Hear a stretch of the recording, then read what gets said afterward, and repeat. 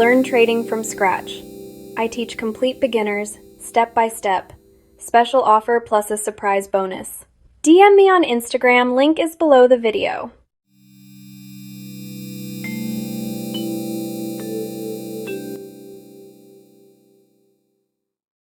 नमस्कार, technical analysis course के इस पहले एपिसोड में आपका स्वागत है।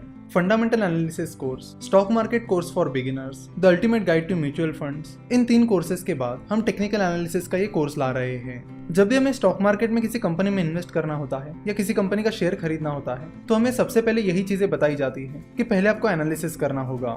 फिर हमारे दिमाग में अगला सवाल ये आता है कि एनालिसिस कैसे किया जाता है, कौन कौन से टाइप्स के एनालिसिस होते हैं और किन सिचुएशंस के लिए कौन सा एनालिसिस हमें करना चाहिए। तो आपको बता दूं कि बेसिकली 2 तरह के एनालिसिस होते हैं, टेक्निकल एनालिसिस और फंडामेंटल एनालिसिस। तो पहले टेक्निकल एनालिसिस की बात करते हैं। टेक्निकल एनालिसिस में कंपनी के शेयर प्राइस और कंपनी के वॉल्यूम का एनालिसिस किया जाता है और उनका एनालिसिस करके उस कंपनी की फ्यूचर प्राइस को प्रेडिक्ट किया जाता है। वही फंडामेंटल एनालिसिस का तरीका अलग होता है। जिन लोगों ने फंडामेंटल एनालिसिस का कोर्स किया है उन्हें फंडामेंटल एनालिसिस की डिटेल जानकारी मिल गई होगी। फिर भी जिन लोगों को फंडामेंटल एनालिसिस पता नहीं है उनके लिए हम फंडामेंटल एनालिसिस के कुछ बेसिक चीजें रिपीट करते हैं। तो फंडामेंटल एनालिसिस में कंपनी के मैनेजमेंट का एनालिसिस किया जाता है कि कंपनी का मैनेजमेंट कैसा है, उनके एथिक्स कैसे हैं, कंपनी कॉर्पोरेट गवर्नेंस को फॉलो करती है या नहीं करती है।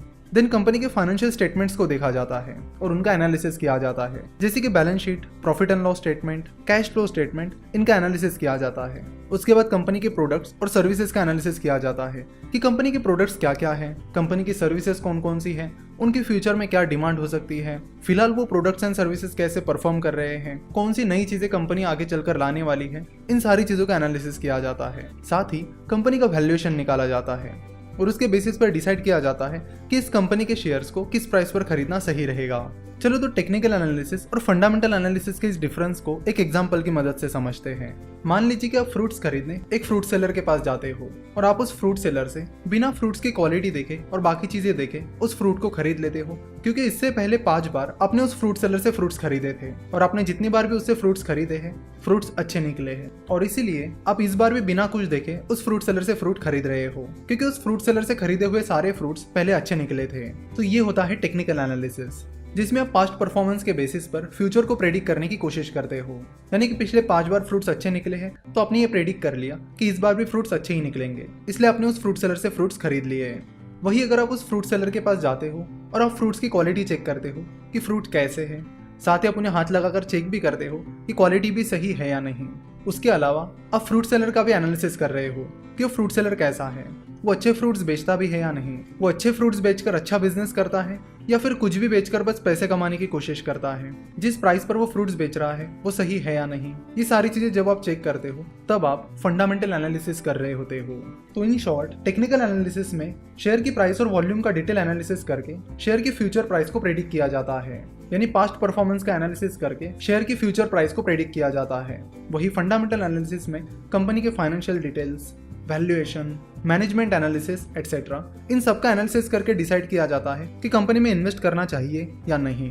तो टेक्निकल एनालिसिस को शॉर्ट टर्म के लिए यूज किया जाता है, यानी अगर आप ट्रेडिंग करना चाहते हो या शॉर्ट टर्म के लिए शेयर खरीदने की प्लानिंग कर रहे हो तो आपको टेक्निकल एनालिसिस करना होता है, और लॉन्ग टर्म के लिए इन्वेस्ट कर रहे हो तो आपको फंडामेंटल एनालिसिस करना होता है। जाने माने इन्वेस्टर मिस्टर वॉरेन बफेट के मेंटर बेन ग्राहम कहते हैं कि stock market is like a voting machine in the short run and it is like a weighing machine in the long run. यानी वो कहते हैं कि स्टॉक मार्केट शॉर्ट टर्म में एक वोटिंग मशीन की तरह है जहां पर बहुत सारी वोलेटिलिटी होती है, बहुत ज्यादा अनसर्टेनिटी होती है। वही लॉन्ग रन में स्टॉक मार्केट एक वेइंग मशीन की तरह काम करता है जहां पर कंपनी की जो एक्चुअल वैल्यू है वो आपको लॉन्ग टर्म में दिखने मिलती है। तो टेक्निकल एनालिसिस शॉर्ट टर्म में होता है और टेक्निकल एनालिसिस की मदद से इमोशंस, साइकोलॉजी और इरेशनल बिहेवियर का स्टडी किया जाता है। शॉर्ट टर्म में स्टॉक मार्केट में लोग बहुत सारे डिसीजंस इमोशंस के बेसिस पर लेते हैं। कई बार वो अपना इरेशनल बिहेवियर दिखाते हैं जिसकी वजह से शेयर प्राइस ऊपर नीचे दौड़ती रहती है। जैसे कि आपको बता दूं कि जब ब्रिटेन में ब्रेक्जिट की बातें चल रही थी तब इंडियन मार्केट बहुत गिरने लगा था। अगर आप देखोगे तो ज्यादातर इंडियन कंपनीज का ब्रेक्जिट से डायरेक्टली और इनडायरेक्टली कोई लेना देना नहीं था। उसके बाद भी ब्रेक्जिट की न्यूज आते ही स्टॉक मार्केट गिरने लगा था। लगभग सारी कंपनीज के शेयर प्राइसेस गिरने लगी थी। तो शॉर्ट टर्म में ये जो चीजें होती है वो लोगों के इमोशंस की वजह से और लोगों के इरेशनल बिहेवियर की वजह से होती है। इसी तरह ऐसी कई सारी चीजें होती रहती है जिनका कंपनी से डायरेक्टली और इनडायरेक्टली लेना देना नहीं होता, फिर भी शेयर प्राइसेस गिरने लगती हैं, क्योंकि शॉर्ट टर्म में ज्यादातर लोग इमोशनली डिसीजंस लेते हैं, सोच समझ कर नहीं। तो टेक्निकल एनालिसिस इमोशंस और इरेशनल बिहेवियर का स्टडी करती है और हिस्ट्री के बेसिस पर फ्यूचर का प्रेडिक्शन करती है। चलो तो टेक्निकल एनालिसिस को कुछ और एग्जांपल्स की मदद से समझते हैं। कई बार यूनिवर्सिटी एग्जाम्स में या कॉलेज एग्जाम्स में बहुत सारे स्टूडेंट्स पहले पिछले क्वेश्चन पेपर्स का एनालिसिस करते हैं कि कौन कौन से क्वेश्चंस रिपीट हुए हैं, और जो क्वेश्चंस पिछले 3-4 सालों से लगातार रिपीट हो रहे हैं वो उन पर ज़्यादा फोकस करते हैं। वो सोचते हैं कि ये कुछ स्पेसिफिक क्वेश्चंस पिछले 3-4 सालों से लगातार आ रहे हैं, इसलिए ये क्वेश्चंस इस बार भी ज़रूर आएंगे। तो उन्होंने ये जो प्रेडिक्शन किया है कि ये क्वेश्चन इस बार आएंगे, ये टेक्निकल एनालिसिस के बेसिस पे किया है। उन्होंने पास्ट परफॉर्मेंस देखा और उसके बेसिस पर फ्यूचर परफॉर्मेंस को प्रेडिक्ट किया। उन्होंने देखा कि पिछले 3-4 सालों से लगातार ये क्वेश्चंस पूछा जा रहा है, इसलिए संभावना है कि इस साल भी ये क्वेश्चन रिपीट होगा। तो टेक्निकल एनालिसिस बिल्कुल यही करता है, पास्ट परफॉर्मेंस के बेसिस पर फ्यूचर को प्रेडिक्ट करता है। अब जरूरी नहीं है कि वो क्वेश्चन एग्जाम में आएगा ही आएगा, वो क्वेश्चन एग्जाम में आ भी सकता है और नहीं भी आ सकता है। तो इसी तरह टेक्निकल एनालिसिस की भी कोई गारंटी नहीं होती कि वो काम करेगा ही करेगा, वो बस एक प्रेडिक्शन देता है जो सही भी हो सकता है और गलत भी। चलो टेक्निकल एनालिसिस का और एक एग्जांपल लेते हैं। हम सभी का एक दोस्त ऐसा होता ही है जो बोलता है कि मैं 10 मिनट में आ रहा हूँ और फिर आधे घंटे बाद आ जाता है। तो शुरुआत में 1-2 बार जब आपका वो दोस्त आपसे कहता है कि मैं 10 मिनट में आ रहा हूँ और आधे घंटे बाद आता है, तो उसके बाद से अगर आपका वो दोस्त आपको नेक्स्ट टाइम बोलता है कि मैं 10 मिनट में आ रहा हूँ, तो आप पहले ही दिमाग में प्लान करके रखते हो कि आपका ये दोस्त आधे घंटे बाद आएगा और आप उसके अनुसार अपनी प्लानिंग करते हो। तो अगेन आपने ये जो डिसीजन लिया है वो टेक्निकल एनालिसिस के बेसिस पर लिया है। तो ये था टेक्निकल एनालिसिस का इंट्रोडक्शन। नेक्स्ट पार्ट में हम टेक्निकल एनालिसिस की हिस्ट्री के बारे में बात करेंगे, उसके बाद हम जापानीज कैंडलस्टिक चार्ट के बारे में बात करेंगे और उसके अलग अलग टर्मिनोलॉजीज के बारे में भी जान लेंगे। तो आज यहीं पे रुकते हैं और आशा करते कि आपको टेक्निकल एनालिसिस क्या होता है ये समझ में आया होगा। तो नेक्स्ट लेक्चर से हम टेक्निकल एनालिसिस को शुरुआत करेंगे। स्टॉक मार्केट, म्यूचुअल फंड और फाइनेंस के बारे में और जानकारी के लिए आप हमारी वेबसाइट www.finnovations.com विजिट कर सकते हो।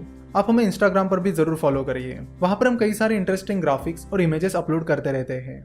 हमसे जुड़े रहने के लिए आपका बहुत बहुत धन्यवाद।